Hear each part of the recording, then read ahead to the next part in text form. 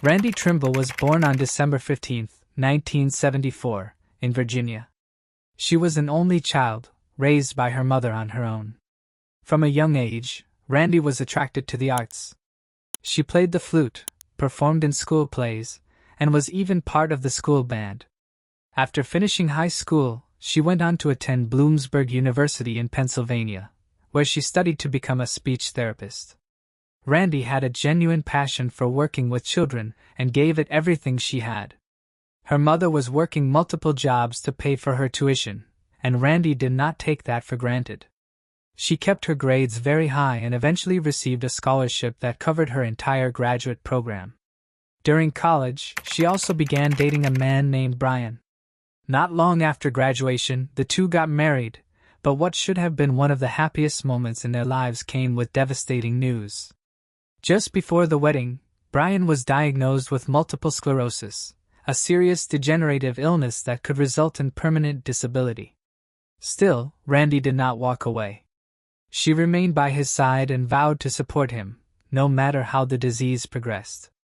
The couple settled in the small town of Camp Hill, where Randy obtained a steady job at a local medical center.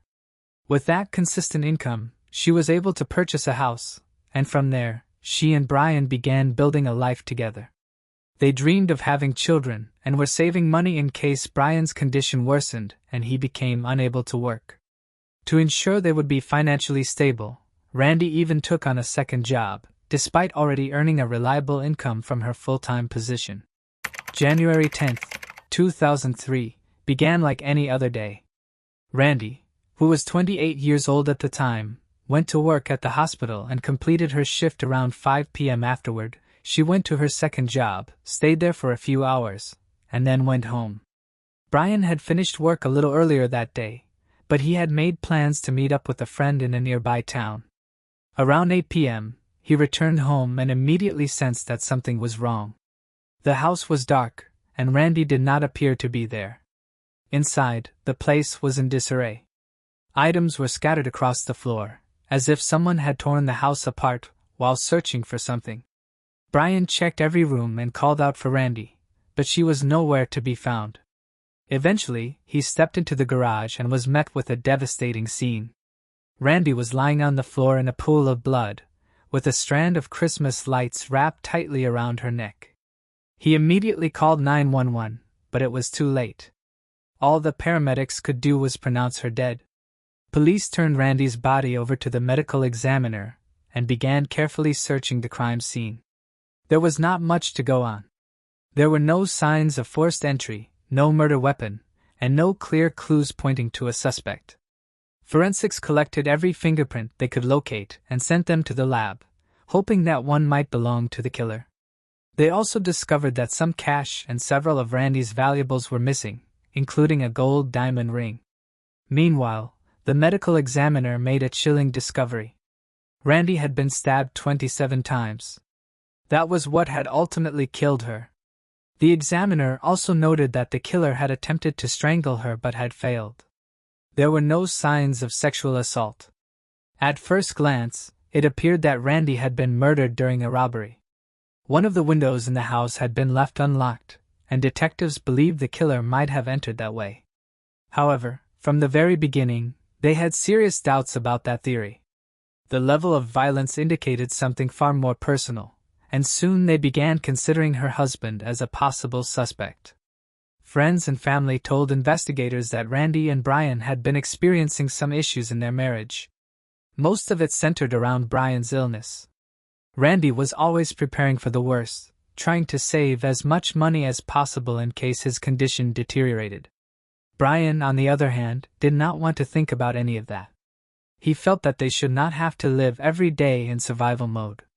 Those differences led to frequent arguments, and to detectives, that was enough to view it as a potential motive. However, detectives quickly confirmed that Brian had a strong alibi. The medical examiner estimated Randy's time of death at around 7:30 p.m., but at that exact time, Brian had been in another town meeting with a friend.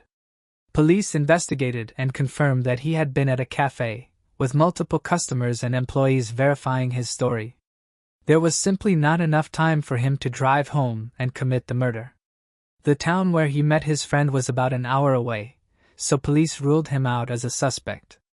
Randy's family supported him as well, insisting there was no way he could have harmed her. Moreover, detectives were unsure if he even had the physical strength to commit such a violent act.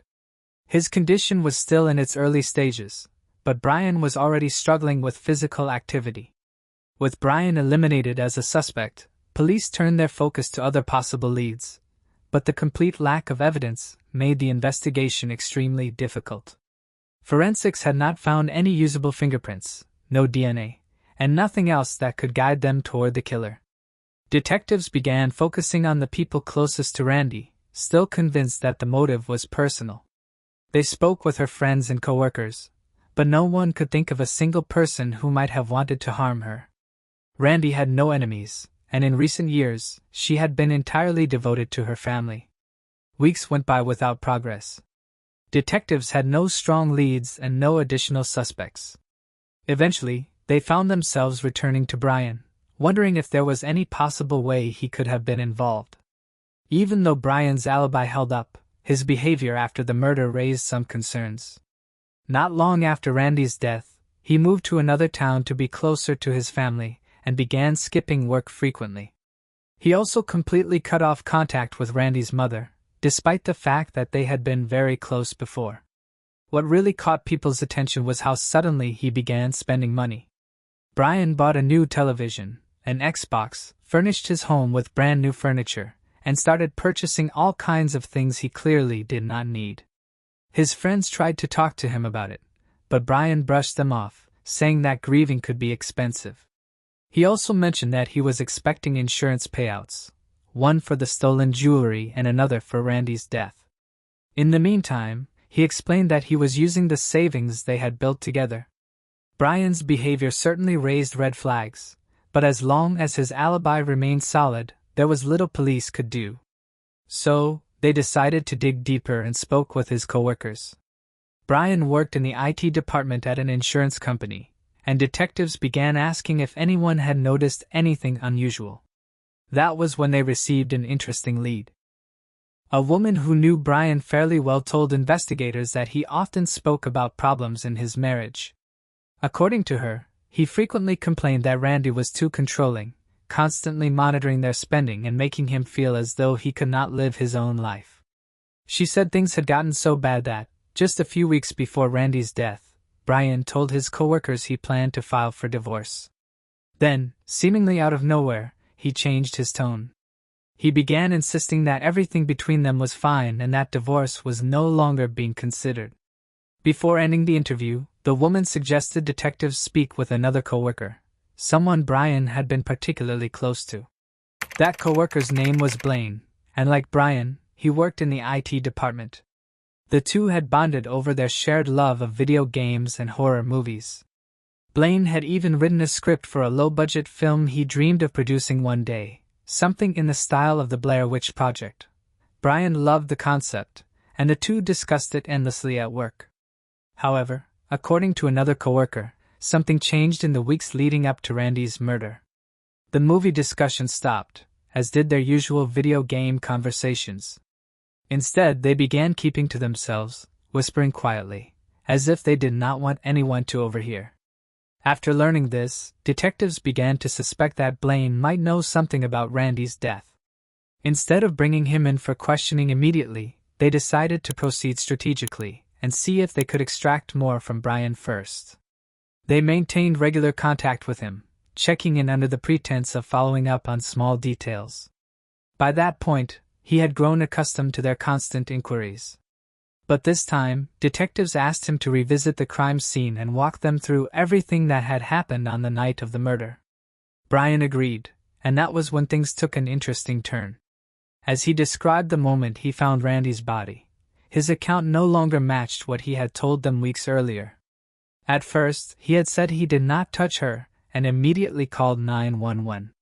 Now, he claimed he had held her hand and pulled her into his arms. There were other inconsistencies as well, small details that did not align with his earlier statements. To detectives, that was a red flag. From that point on, they maintained pressure. They continued to stay in contact with Brian, not necessarily to obtain new information, but to keep him uneasy, nervous, and constantly aware that police were monitoring him. They even tapped his phone and began following him everywhere he went, making sure he knew it. That continued until detectives were ready to move into the final phase of their plan. In early May, 5 months after Randy's murder, they brought her husband in for another interview and laid out all their suspicions. They presented everything: Brian's strange behavior, the inconsistencies in his statements, his spending habits, and what his co-workers had shared. Then, one detective said something that completely shifted the tone. "We understand you did not kill Randy," he said, "but we also know that you know who did." That was when their strategy finally paid off. After a long silence, Brian asked his mother, who was in the room with him, to step outside. Once she left, he turned to the detectives and said he was ready to tell them everything, as long as they agreed not to pursue the death penalty. The police accepted the deal, and Brian began to talk. He admitted that things between him and Randy had become quite bad. He said she was always trying to control him, especially regarding money. He resented her for it, felt as though he could never buy what he wanted, and that frustration had been building for years. Then, he became close friends with Blaine and became excited about the horror movie Blaine was developing. Brian wanted to be involved and even helped with the script. The story revolved around 5 friends who set out on a hike through the Appalachian Mountains, where they stumbled upon an abandoned mining town and accidentally released the vengeful spirit of a dead man who then began hunting them. Blaine and Brian had everything prepared for filming, but they faced one major issue: money. Even though the film was meant to be low budget, they still needed a decent amount of funding for actor salaries, equipment, and other expenses. According to Blaine's estimates, they would need over $10,000. Blaine could not come up with that amount, so Brian offered to fund the production himself. He planned to use the savings he and Randy had set aside, the money she had been saving in case his health declined. His plan was straightforward. He and Blaine would make the film, attract attention from major studios, and eventually make a profit. Once that happened, Brian intended to repay the money, with interest. But Randy rejected the idea. She was skeptical about investing that much of their savings in such a risky project. She also did not think it was wise for Brian to participate, given his condition. Filming would require him to spend several days in the Appalachian Mountains, completely off the grid. In the end, Brian had to withdraw from the film, and Blaine was not happy about it. Still, Blaine eventually managed to gather the funds, hired actors, and went to the mountains to begin filming without Brian. For about a week, he filmed continuously, and by all accounts, Blaine was thrilled. However, behind the scenes, he faced a serious problem. To fund the project, Blaine had maxed out all his credit cards, including his wife's. She did not discover what he had done until the bills began arriving. When she realized he had accumulated over $18,000 in debt, she left him, taking their newborn son with her. Still, Blaine believed the film would fix everything. But now, he could not afford to edit or promote it, and without that, the project was dead. That was when Brian stepped back in. He still wanted to be part of the movie and was willing to help fund its release. However, one major obstacle remained: Randy. That was when the two began thinking about how they could access her savings. Eventually, they reached a horrifying conclusion: the easiest way was to kill her. Over the next few months, Brian and Blaine planned what they believed would be the perfect murder, drawing inspiration from the horror movies they both loved. The plan was straightforward. They would make it look as if Randy had been killed during a robbery, which would also trigger an insurance payout for the stolen jewelry. In addition, they expected to collect $100,000 from Randy's life insurance. They also knew they needed to ensure that Brian did not fall under suspicion. On the day of the murder, the two men left work early and returned to Brian's house, where they trashed the place to stage the scene. Then, Brian drove to a nearby town to meet with a friend, establishing his alibi, while Blaine stayed behind to wait for Randy. When she walked through the door, he attacked her.